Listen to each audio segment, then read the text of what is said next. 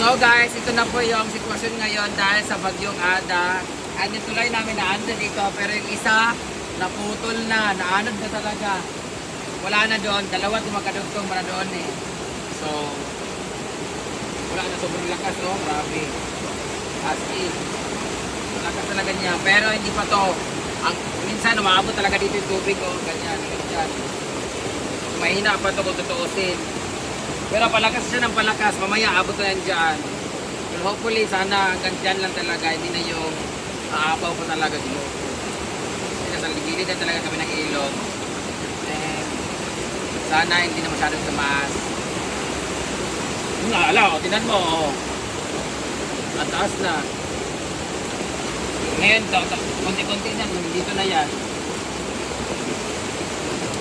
Kaya yun talaga, gusto namin talaga, inaantay ko talaga yung hinukay nila yung mga bato. Akala namin dadalhin na dito.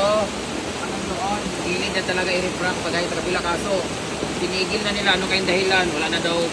Oh, taas na oh. Tapo na siya. Maapaw na siya guys. Parang delikado na rin din na matanggal. Oh? Tell mo, paakit na yun siya. So, iakit na natin sa mga to kasi kaabutin na naman ito. Pero tanim na ito dati na anod lahat. Ayan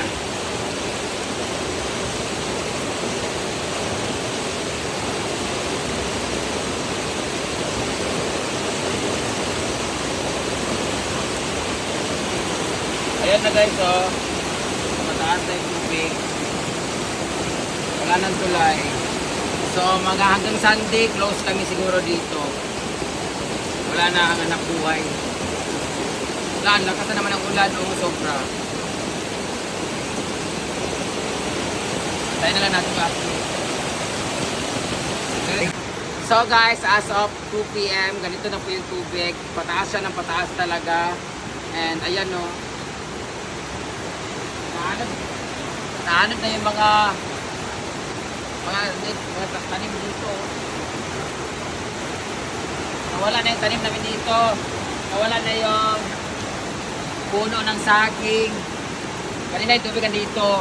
So, yung pinakalas namin na tubig is hanggang dito. Nandito yung tubig dati, yung pinakalas. So, sana hindi na niya ma-break. Pero palakas pa rin ang palakas yung tubig kahit ulan.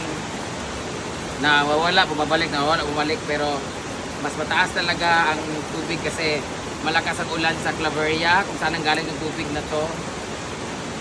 But okay lang na ganito sana lagi mataas, basta wag lang talagang pumunta doon kasi normal, naging normalize na talaga na yung tubig tumataas talaga, pero wag lang talaga umabot sa farm. But hopefully hindi na talaga kasi nakakatakot, baka mamaya abutin kami doon sa amin, di ba?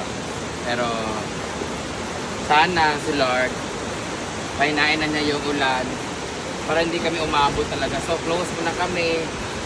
So meron namang alternative route. Actually, aalis na kami ngayon kasi pupunta kami ng fiesta. Magkikifiesta pa rin kami kahit nabaha kami dito.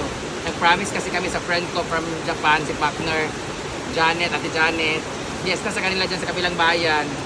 So pupunta kami, doon kami daan kinakano. So hopefully magbalik namin mamaya. Tingnan mo, naanod yung mga kawayan, no? Grabe. Oh, tingnan mo, habang nakatayo ako dito, pag inabot to ng ilang minuto, pataas siya ng pataas. Aabutin na to dito kasi malakas talaga yung tubig ngayon dahil malakas yung...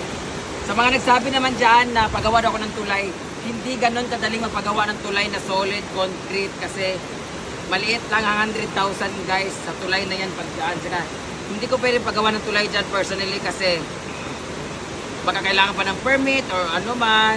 Meron kami tulay doon yung spillway talaga, yung may butas sa ilalim kaso barado yung ilalim sa patuloy na pagbaha. Saka nung habang patagal na dati yung tulay na yan sobrang taas niya, tapos yung tubig hanggang dito.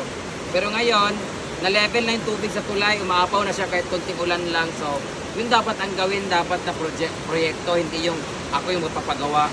Saka may gumagawa na dito yung mga bato, ginanon dito. Yun na sana, okay lang sana na bumaha basta yung mga batong malalaki sa ilog, tinanggal, nilagay dito. Kaso, hinukay nila doon, tinigilan nila, kumuha lang ng mga ano, hindi ko alam. Tapos, yung mga bato na nandito, hindi na nadiretso dito. Actually, may dike or dike na ginagawa galing doon sa highway. papunta dito pero hindi pa madire-diretso dito. So kung magawa yung dike, hanggang dito yung semento nun papunta diyan. Tapos gagawa ng hagdan dito pag ganun. Kaso so far sa ngayon hindi talaga, baka hindi na mangyayari yon. So ang maganda sana yung mga bato kagaya noon, no, nakikita sa harapan, yun yung ginawa ng gobyerno dati, nilagay dyan. Supposedly, yung mga bato din nilalagay dito, yung ginawa hinukay, yun yung magiging ganun daw project, pero naging ghost project. So if ever man, baka pwedeng meron daw pwede yata mag-rent ng backhoe. Sabi 1,000 daw per day, ay per hour.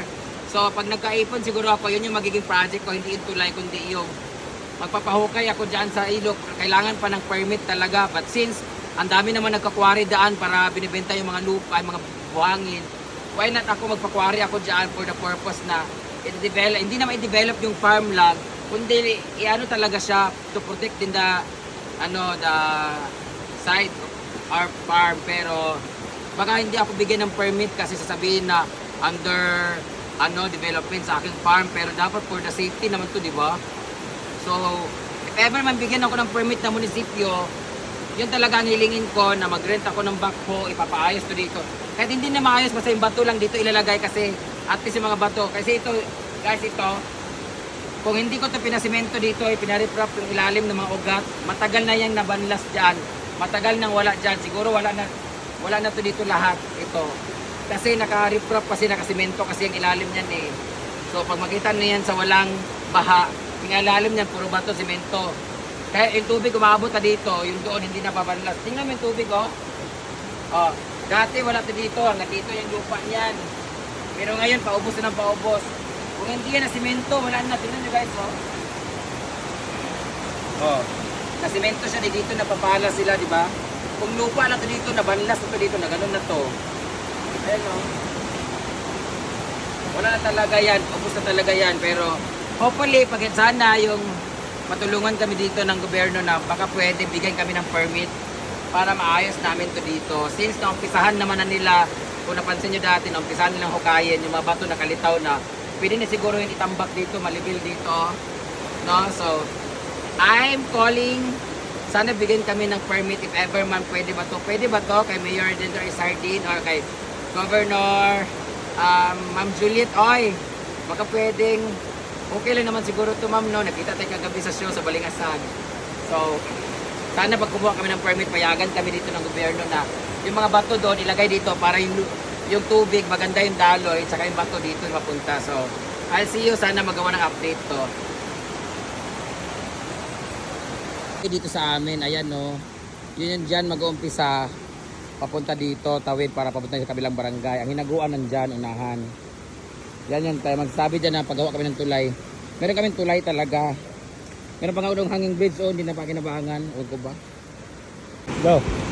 So guys, andito ako ngayon sa sinasabi niyong tulay na dapat na paggawa ko. May tulay po kami dito guys. Ito po yung tinatawag namin na spillway. Dito po yung konektado, papuntang San Isidro na barangay. Ito po yung daan ng likod ng Hinaguan Nature Park. Ito naman papunta Kinakano. Dito kami dumaan. Ito yung alternate route. Pagdating Kinakano, pagbaba, highway na doon. Ito naman yung tulay. Andun naman yung tawiran namin na may kawayan. So, sa mga nasabi dyan na dapat maggawa ako ng tulay. Meron kaming tulay talaga dito. Ito dapat ipagawa na tulay, di ba? Dapat yung tulay na to, dito yung taasan siya hanggang doon. Dapat itong tulay na to, ganito, parang ilalim butas. Kasi itong tulay na to, mataas to dati. Kasi tubig pa ilalim. But as time goes by, as years goes by, tumataas yung mga lupa dahil sa soil erosion. Kaya na-level na yung spillway sa tubig kasi ilalim butas. Wala nang butas kasi nasaraduan na. So ito dapat ipagawa. Hindi ako papagawa, ginoo ko. Kasi pag nagawa to, talagang safe yung dadaan papuntang Hinaguan kasi dito daanan, no. Ayan. So ito yung tulay namin kung nakikita nyo. Gusto mo lang mahingin ng video eh. So ito po reporting, andito na po as of 3 PM dito sa Riverside Zone to Sulana. Ito yung tubig. Kaya sila magsabi dyan na mapagawa ko ng tulay. Hindi ako magpapagawa ng tulay. Dapat ipagawa to ng gobyerno. Pero syempre kami makinabang hindi. Yung barangay San Isidro. Ito yung tulay na hindi makatawid yung mga ano. Meron pa pala isang tulay doon. So, yan, yung mga tao doon, no. Ang tawid niyan, bahay namin, unahan. So, yun lang. Tapos picture. Tulay. Ayan yung tulay guys. So, yan. Yan yung tulay. Oh, di ba nasira na yung tulay. Nabasag-basag na siya. Oh, yan yung tulay na ginawa nila dito. Hanging bridge. Ito naman yung spillway. Yung hinaguan naman andito sa gilid. O, gets nyo na. Ay, meron pa pala. Itong tulay na to, ito din pala pinagawa ng gobyerno na hanging bridge. Papunta dyan. Ayun, hanging bridge po yan dyan. No? Nabulok na lang, hindi na pakinabangan, di ba? So, yan yung semento, oh. Ayan, semento yan dyan. Yan yung hagdanan. Dito yung hanging bridge, patawid. Oh. Hindi nangyari, di ba? So, dapat talaga ito, dito, ito yung ginastos dyan para pagawing hanging bridge. Since meron naman kaming daanan dun sa likod, dapat ito, inano muna, inelevate muna siya, di ba? Ito yung sinemento talaga, pero wala naman kaming budget kasi. So, yun lang.